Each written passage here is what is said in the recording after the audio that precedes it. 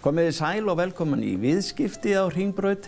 Viðskiptafréttir síðustu daga, fyrirtækið Pink Iceland, stefnumótun og hvernig fyrirtæki eiga að innleiða stefnuna, staða atvinnulífsins þetta haustið og stóðust kjarasamningarnir sem voru gerðir fyrr á árinu. Þetta eru málmálana hjá mér í kvöld.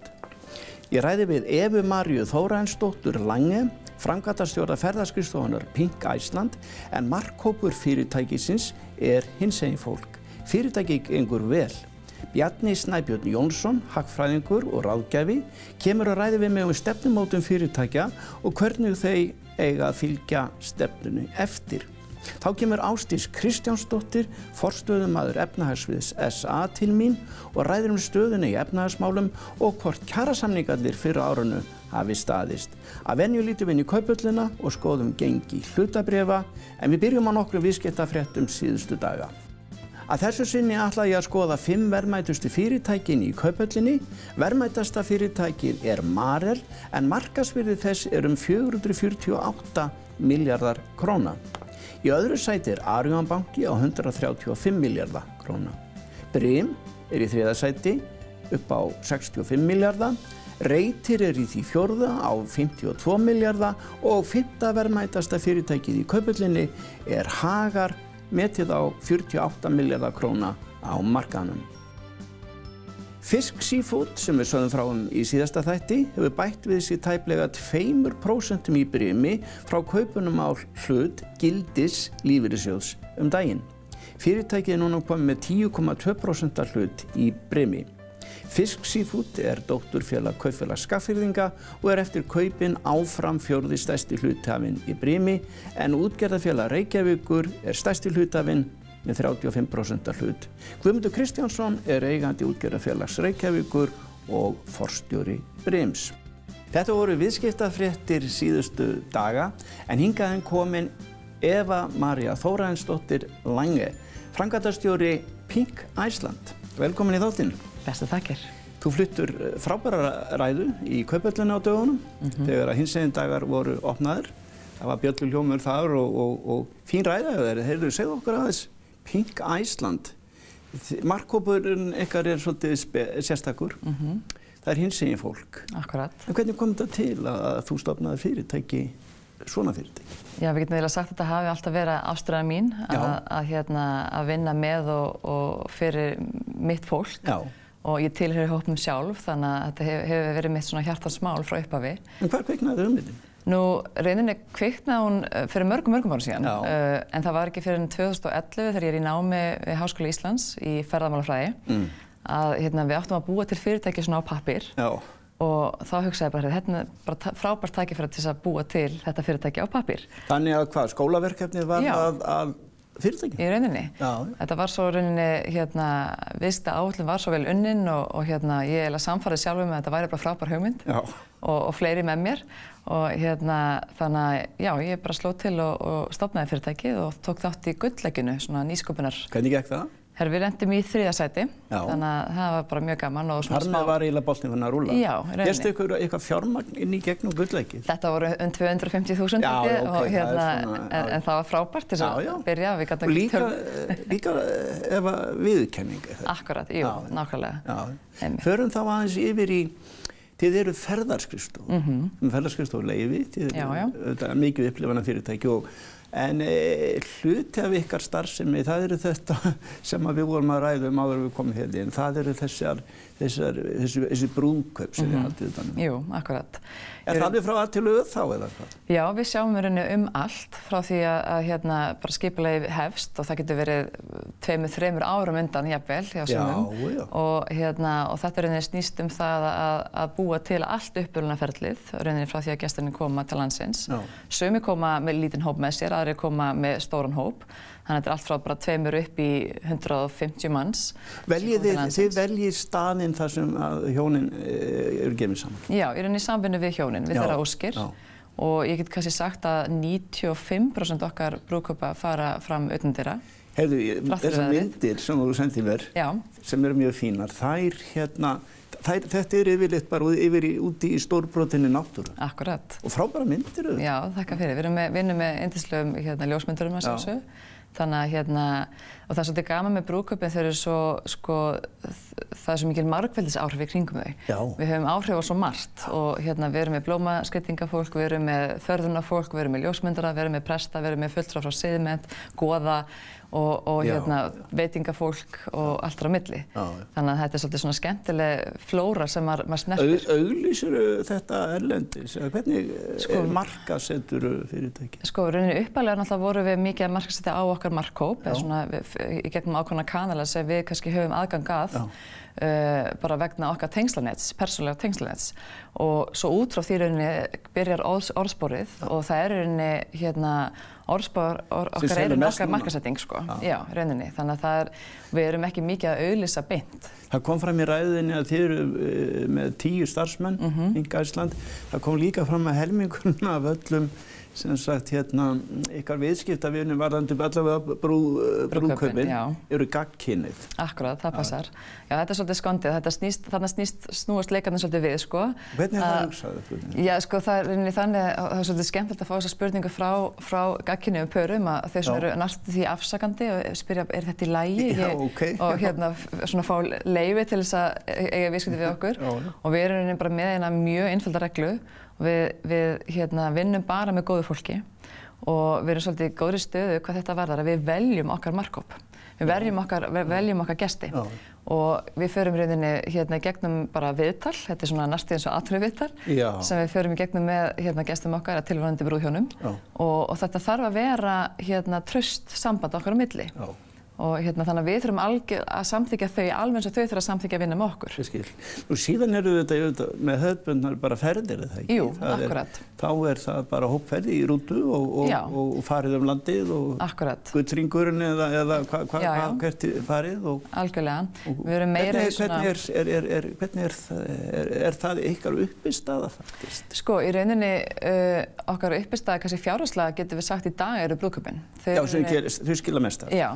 En brúðkaupin er ekki bara brúðkaup, það fylgja þeim margar ferðir og við erum okkar svona viðskiptamódeli sett upp þannig að við seljum rauninni ferði daginn áður, brúðkaupsdaginn sjálfan og allt því sem honum tilheyrir og svo daginn eftir jafnvel líka. Og í flestum tilfellum eru brúðhjónin líka að fara í eitthvað skonar brúðkaupsferð eftir á sem við skipuleggjum. Þannig að þetta er ekki bara einn dagur, þetta er yfirleitt vika til 10 dagar sem fylgir einu pari. Hvaðan koma viðskiptavinir ykkar? Er það Bandaríkjamenn? Já, þetta er langt. Það er ekki Rússar eða hvað? Nei, og í keppninni markaðinn þá þurfum við ekki að hafa áhyggjur af sams konar fyrirtæki í Rússlandi? Nei, við fáum kannski, við segjum það náttúrulega sjálf að við fáum besta fólkið fólk sem er svona tiltölulega vel menntað og veit hvað það vill í lífinu og líður vel í eigin skilni og kemur til okkar út af því að við erum með ákveðin gildi. Segðu mér annað, við förum, það er hagnaður af fyrirtækjum. Já, við erum kannski heppið með það, það er ekki bara gaman hjá okkur, það er líka Já, það er þetta er að skila. Já. Og hvað, 10 starfsmenn, þannig að þetta er nú talsverður vöxtur sem hefur verið þá frá því að þetta var. Jú, vissulega, og við erum að sjá bara fram á meiri vöxturinni og við erum að skipuleggja yfir 100 brúðkaup á ári. 100 brúðkaup á ári? Já. Það er býsna mikið. Þetta er býsna mikið, já. Það er bara nánast þriðja hver dag. Það er þannig. Það er þannig með ástina, hún dettur ekkert úr gildi, hún dettur ekkert úr tísku. Já, og svo ef fólk skilur þá giftir það sig aftur. Já, akkurat, og við erum bara hér ennþá. Það er mikil sjálfsværni í þessu. Já. Við erum líka skipuleggja bónor til dæmis, þannig að það er svona undanfari brúðkaupsins, þannig að þetta er svona ákveðin viðskiptakeðja sem verður til. Þetta eru frekar ríkir viðskiptavinir, er það ekki? Já, þetta er svona, við höfum stundum sagt að við erum ekki með ríkustu alveg, við erum með svona velstæða gesti og sem hafa gjarnan ferðast mikið og vilja góðan mat, gott vín, góð hótel og góða þjónustu. Og er bara tilbúin að borga fyrir það. Og þess vegna held ég hendi Bandaríkjamenn henda þessari vöru tegund mjög vel. Þau kunna borga fyrir þjónustu. Herðu, frábær ræða enn og aftur hjá þér í Kauphöllinni daginn þegar hinsegin dagar voru opnaðir. Gaman að spjalla við þig og takk fyrir að koma í þáttinn. Takk fyrir mig. Næst eru það auglýsingar en farið ekki langt hér á eftir Bjarni Snæbjörn Jónsson, stjórnunarráðgjafi og Ásdís Kristjánsdóttir, forstöðumaður efnahagsviðs Samtaka atvinnulífsins.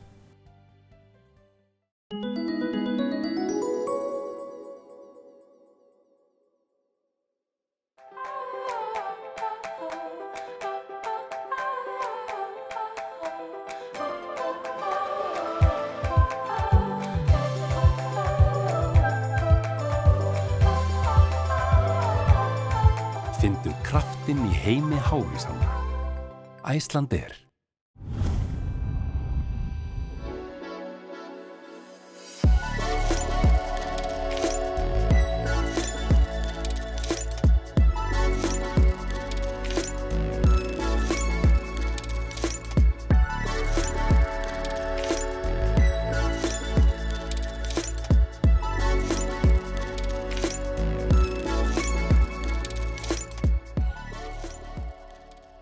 Júramarina fasteignir á Spáni, opinn kynningafundur á Grand Hotel Reykjavík laugardaginn 31. ágúst og sunnudaginn 1. september klukkan 12 til 17.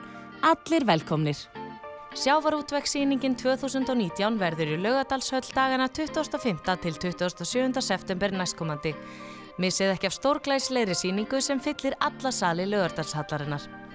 Ég fer á fjöll í haust, alla leið, næsta skref, út í deildin, gengið á góða spá, landvættir og landkunnuðir. Skráðu þig inn, drífðu þig út, Ferðafélag Íslands. Aðvenduferðir eldri borgara til Kaupmannahafnar verða glæsilegri í ár en nokkur tíma fyrr. Nánari upplýsingar á hotelbókanir.is. Velkomin í þáttinn aftur. Við lítum sem snöggvast inn í Kauphöllina Nasdaq Iceland og skoðum gengi hlutabréfa.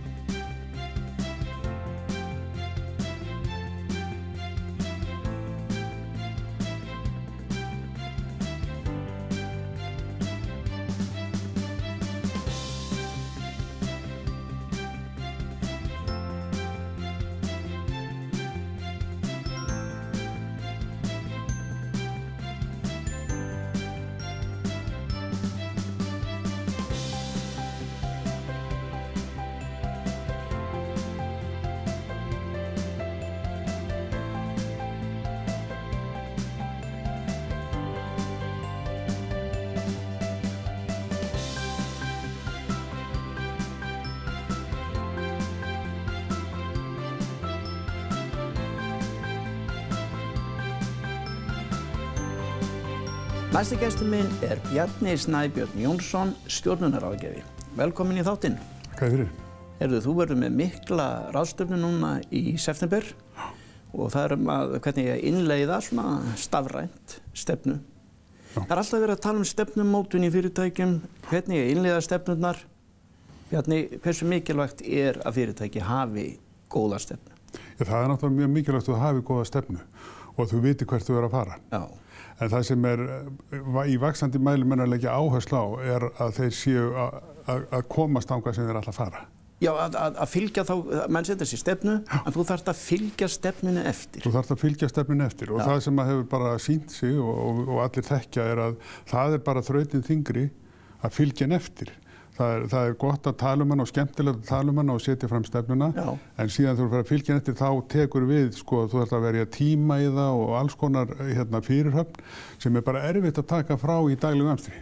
Þannig að menn að fara út í sveit með hópinn sinn, þar verið að ræða, það þetta góðu peppfundur í sveitinni, 2 daga, en það vandamálið að fylgja stefnunni eftir fari gegnum það sem var búið að ákveða. Já, það það og hún bara týnist hreinlega. Já, hún týnist. Hún bara í innleiðingur, ef við getum kallað það svo. Já. Og vegna þess að til þess að fylgja henni eftir þá þarf að fá allt starfsfólki með vegna þess að það það sem raunverulega að framkvæma. Það sem ætlunin að gera. Já, það einmitt þessu umræða í breytingastjórnun. Það talað einmitt það ekki að það ekki hægt í raun að koma breytingum á nema að fá fólki í lið með sér sem á að koma breytingunum í gegn.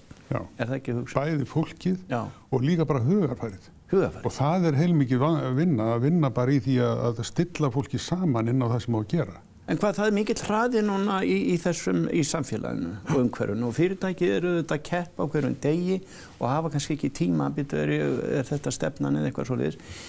Það eru til ákveðin verkfæri það ekki bara til þess að taka stefnuna og innleiða hana. Já, það eru til og hafa verið að þróast verkfæri sem eru eins konar bókhald. Já, eins og bókhald. Sem getur fylgst með framgangi. Það komið skammt á veg. Við höfum verið að þróa bókhald að þessu leyti og það umverulega til þess að koma stefnunni í samskonar samskonar umhverfi og bara fjárhagsáætlunar. Já, þannig að þetta verða þá bara ákveðnir, þetta hálfgerðir staðlar þá eða? Já, þetta verður bara þannig að þú hefur ákveðin, já, það þarf að vinna með samræmdum hættum allt fyrirtæki. Það þarf að meðhöndla hlutin eins, það þarf að fylgjast með þeim á einum stað og vera hægt að tala um það, hvernig okkur að miða. Já. Og erum við að gera réttu hlutina, eigum við að breyta, eigum við að gera þetta öðruvísi. Já. Og það sem ráðstefnur að fjalla bara hvernig allt er á miklu meiri hraða heldur en það hefur verið. Þannig að við þurfum kannski núna að hugsa stefnu til 3 mánaða frekar en 1 eða 2 ára. Já, nú það er svoleiðis. Það er bara þannig, þú ert bara að hugsa ársfjórðung og síðan ertu alltaf að aðlaga og alltaf að tala árangurinn. Já. Og það er það sem að þú þarft að hafa eitthvað í höndunum til þess að geta gert það, annað en bara minni. Nú það er náttúrulega þessi fræga stefnumótun sem allir eru í fyrirtæki og það er þetta ógnanir, það eru tækifæri, það eru styrkur og veikleiki og þetta sem er kallað á ensku, er það ekki SWOT eða? Jú, eitthvað svoleiðis. Hversu mikilvægt, þetta er gamla góða aðferðafræðin og það hefur verið farið í gegnum stefnumótun í fyrirtækjum út frá þessu. Er þessi aðferðafræði sem kennt hefur verið í háskólum og víðar, hefur hún eitthvað verið að breytast? Hvernig menn hugsa stefnumótunina? Nei, hún hefur svo sem ekki breyst mikið. Þetta eru svona ákveðna grundvallar spurningar sem maður þarf að spyrja. Já. En það hins vegar það sem maður oft það sem kemur oft upp er það að það er svo erfitt að greina á milli þessara hluta. Já. Hvað er styrkleiki, hvað er veikleiki? Kannski er þinn mesti styrkleiki stærsti veikleikin. Hvað er ógnun og hvað er tækifæri? Já. Sumir líta á allar ógnanir sem tækifæri og allir líta á all tækifæri sem ógnanir. Já. Þannig að svona það að fara í gegnum þessum hætti er ekki lengur kannski rétt þanniglega séð heldur miklu frekar að þú ert á stöðugri vegferð og þú ert alltaf að meta það sem er að koma upp á hverju sinni. Já. Og meta hvernig þú ert í stakk búin að mæta því og hvað þú þarft að gera til þess að mæta því. Segðu mér með það heldur að stjórnendum gangi vel að kynna fyrir starfsmönnum hvert sé að fara, hvert fyrirtæki sé að fara? Það er þetta misjafnt en yfir höfuð sína rannsóknir að minnst, það gengur ekki sérstaklega vel. Hvaða tölur hafa verið nefndar í því? Ég sá eitthvað starf töluna 30%. Já, það sé þá tölur ráðstöfnum. Já, að 30% starfsmenn hafa ekki hugmynd hvert fyrirtæki er að fara. Hver er stefna fyrirtækisins? Já, það er eitt svona hugveita sem að verða meðal á ráðstöfnunni. Bright Line Initiative heitur hún sem er samstarf margra stærstu ráðgjafafyrirtækjanna. Hefur rannsakað þetta. Já. Og þar kemur í ljós að 95% starfsmanna vita ekki. Nú það er 95%? Já. En hvað þá með millistjórnendur? Það myndi ég segja væri kannski nær þessari tölu sem þú segja. Já, þetta er í besta falli. Í besta falli. En það sem að er það þeir heyra það sem sagt er þau skilja ekki alveg meiningun á baku það þegar þau get ekki tengt sig við. Já. Og þá skilur maður ekki. Nei. Það er bara þannig. Mikið ráðstefna, þarna verður Grímur Sæmundsen með erindi og Birna Einars, þetta er nú toppfólk sem er að fá þarna. Þið eru líka með fólk erlenda gesti. Já, við erum með erlenda gesti og erum með Roger Kamra sem meðal annars var einn af þeim sem mótaði interneti á sínum tíma. Nú, já. En hann ætlar að frumsýna niðurstöður rannsóknar sem hann hefur gert. Já. Sem fjallar það, hann kallar erindið The Living Dead. Já. Og það fjallar það að mörg fyrirtæki eru svo föst í gömlu viðskiptalíkani og get ekki breytt í að þau eru raunlega bara að fara svona hægt og rólega inn í döðan. Já, og þau eru lífandi, þannig að þau vita raunlega ekki af því. Nei, þau vita raunlega af því en þau hafa bara ekki möguleika á því að breyta. Og því að þau eru bara svo flókin og þetta er svo stór kerfi. En á sama tíma eru að koma bara algjörlega allt öðruvísi aðferðir sem við náttúrulega bara þekkjum í dag. Og það verður mjög áhugavert að fjalla um það. Og svo er annar sem heitir Mark Greven sem er prófessor við Háskólann í Sviss að hann er mjög vikið sérfræðingur í Kína. Já. Og hann ætlar að segja frá því sem er að gerast þar sem er mjög mikið. Já, það hlýtur náttúrulega að vera svona, skulum segja, viðeigandi ákvarðat núna þegar að vera Bandaríkjamenn og Kínverjar eru að það er svona viðskiptastríðsfólkið þar á milli og fleira en Kínverjarnir það nú sagt að kommunistaflokkurinn bara stýri fyrirtækjunum og gefi skipunni. Já, það er bara ekki þannig Það er bara svo nýsköpun og nýjum viðskiptarum og flegiferð í Kína. Já, flegiferð í Kína. Og það eru komið fjöldi fyrirtæki sem kemur til með að valda miklum usla á þessum mörkum við hér og hann ætlar að fjalla um það. Hann ætlar að fjalla um það. Hvenær verður þessi ráðstefna? Hún verður 23. september. Já, hvað ætlar að halda hana? Í Hörpunni? Í Hörpu. Já. Þetta er glæsilegt. Herðu, bara gangið vel með ráðstefnuna, Bjarni. Gaman að fá því þáttinn. Já, þakka þér fyrir. Takk. Næsti gestur minn Ásdís Kristjánsdóttir, forstöðumaður efnahagsviðs Samtaka atvinnulífsins. Velkomin í þáttinn. Takk fyrir. Já, það svona það sem allir að spyrja sig þessa mundir. Það staða atvinnulífsins svona að hausti, núna í byrjun hausts. Hvernig metur þú hana? Já, það má með sanni segja að það eru þetta blikur á lofti. Við erum búin að vera upplifa hér 8 ára samfellt hagvaxtarskeið. Já. Og nú alveg ljóst að það aðlögun framundan. Við erum stödd í niðursveiflu og spár eru svona flestar að gera ráð fyrir því að það verði lítill sem engin hagvöxtur í ár, jafnvel samdráttur. Já, já.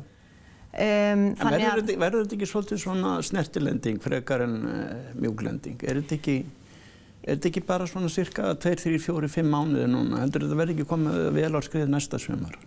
Vonandi, en það auðvitað erfitt að segja til það, en hins vegar mikilvægt að hafa í huga að auðvitað í upphafi árs þegar það var auðvitað erfiðleikar með innlendu flugfélögin og annað flugfélag að 2 fór í þrot, að þá voru fyrstu spár mjög svartsýnar og við höfum verið að sjá núna að það búið að vera uppfæra hagvaxtarspár og það núna verið að gera ráð fyrir minni samdrætti í ár heldur en kannski fyrstu spár gerðu ráð fyrir. Já. Og við erum að sjá svona jákvæð merki í efnahagslífinu. En hins vegar auðvitað samt sem áður þetta aðlögun og það eru áskorunir fyrir margar atvinnugreinar, til dæmis í ferðaþjónustunni. Ferðaþjónustan að finna fyrir verulegum samdrætti og sama tíma auðvitað launakostnaðurinn að fara hækkandi og auðvitað skattar háir á Íslandi, þannig að þetta auðvitað erfitt rekstrarumhverfi.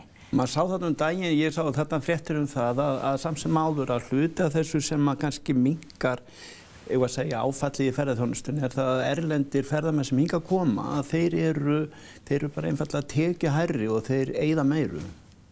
Já, það rétt og það meðal annars ástæðan fyrir því að kannski hagvaxtarspár hafa verið að breytast og verið að uppfæra þær meðal annars vegna þess að það virðist verið svo neysluhegðun ferðamanna sem hingað koma til landsins að breytast. Við erum að sjá að þeir bæði að dvelja hér lengur, dvalartíminn að lengjast og líka að neysla á hvern ferðamann að aukast. Já.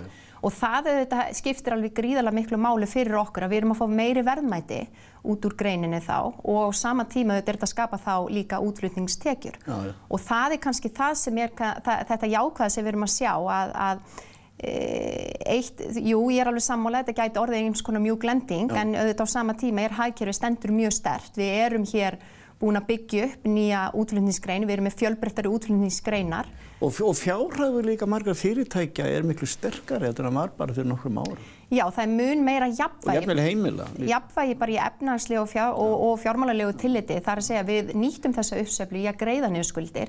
Þetta voru bæði heimili fyrirtæki og hið opinbera. Stjórnvöld hafa líka verið að greiða niður skuldir. Þannig að skuldastaða þjóðarbúsins stendur, við erum með mjög góða skuldastöðu eða eignastöðu má svo segja.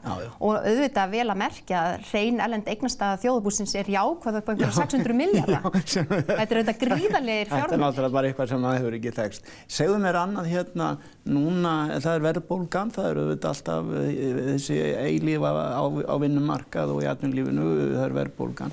Hvernig meturðu verðbólguhorfur svona í vetur?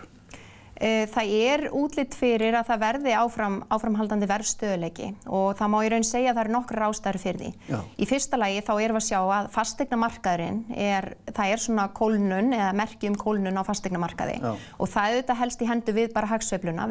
Það aðlögun og það niðursveifla og þá auðvitað kólnar fasteignamarkaðurinn. Verðbólgan var líka svolítið drifin áfram af fasteignamarkaðurinn. Já, fasteignamarkaðurinn hefur verið að gegna lykilhlutverki á síðustu árum. Já. Og nú erum við að sjá að fasteignamarkaðurinn verður ekki þarna í þessu hlutverki áfram. Nei. Nú á samanskapi þetta skiptir líka máli hvað gerist með krónuna. Já. Og ólíkt öðrum niðursveiflum sem við höfum verið að upplifa, þá þetta alltaf haldist í hendur við gengisfall krónunar, verðbólguskot, en núna erum við ekki að sjá það.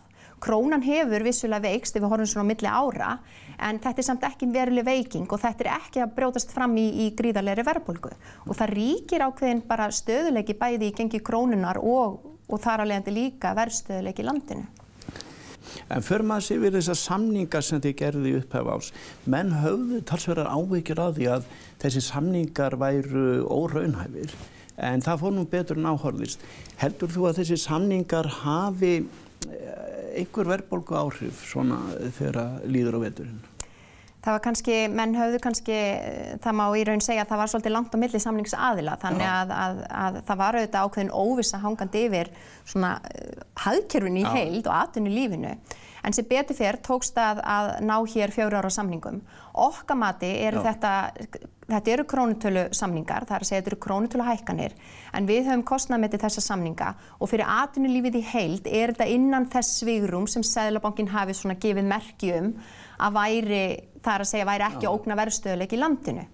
En aftur, þá vegna þess að þetta eru krónutölusamningar, þá kemur þetta misþungt niður á ákveðnum atvinnugreinum. Það er að segja að þetta er ekki alveg eins fyrir eina atvinnugrein og aðra, það fer eftir þetta hvernig meðallaunin er í hverju atvinnugrein fyrir sig. Já, og eins og þú sagðir, eins og með ferðaþjónustunum, þar getur þetta við þyngra heldur en í sumum sem að geta virkilega staðið eða greitt þetta, er það ekki? Já, og sérstaklega hjá ferðaþjónustunum sem er á sama tíma glíma við samdrátt. Það eru þetta samdráttur í komu ferðamanna til landsins. En þá er það sem fyrirtæki geta gert, eru auðvitað að grípa til tvenns konar aðgerða, það er annars verið að hækka verðlag eða þá að hagræða og í rekstri sínum. Og við erum nú þegar að sjá merki þess efnis að starfandi, eða það er að segja að það er í fækkun, við erum að sjá, það er að segja breytingar á vinnumarkaði, það er fækkun í störfum, þannig að það er verið að grípa til aðgerða. Það er líka annað þessu sem er svolítið athyglisvert og það var þessi nýjung sem þau komið með, það var svona meira í takt við Norðurlöndin, það er þessi hagvaxtar, fítur síðustu að laun geta jafnvel hækkað ef að hagvöxtur eykst, er það ekki? Jú, það er í raun verið að gera tengja þetta við hagvöxt á mann, sem er kannski svona einhverju leyti nálgun eða svona vísbending þess efnis hvernig framleiðnin er að þróast í hagkerfinu eða í atvinnulífinu. Þannig að ef að framleiðnin eða hagvöxtur á mann verður umfram eitthvað ákveðið gildi, að þá auðvitað er svigrúmi meira hjá atvinnulífinu og þá fá launþegar sannarlega að njóta góðs af því. Rétt í lokin, tíminn að fljúga frá okkur, nýr seðlabankastjóri Ásgeir Jónsson, núna þegar við tölum saman í hádegi á þriðjudegi, þá er fundur hjá vaxtanefnd og þeir eru ákveða vexti, tilkynnt á morgun. Það flestir sem búast við jafnvel vaxtalækkun, það hefur væntanlega góð áhrif. Já, það mun auðvitað vaxtalækkun myndi skipta gríðarlega miklu máli, einkum á sér í lagi núna þegar það er efnahagslæggi framundan og við gerum fastlega ráð fyrir því að vextir muni lækka á morgun sem og á næstu misserum af því gefnu að verðbólguhorfur muni ekki breytast. Já, eins og við höfum verið að tala um. Þetta er glæsilegt, gaman að fá því þáttinn. Ásdís Kristjánsdóttir, kæra þakki fyrir komuna. Takk fyrir. Já, takk. Fleiri ekki í þættinum að þessu sinni. Við sjáumst eftir viku. Verið þið sæl.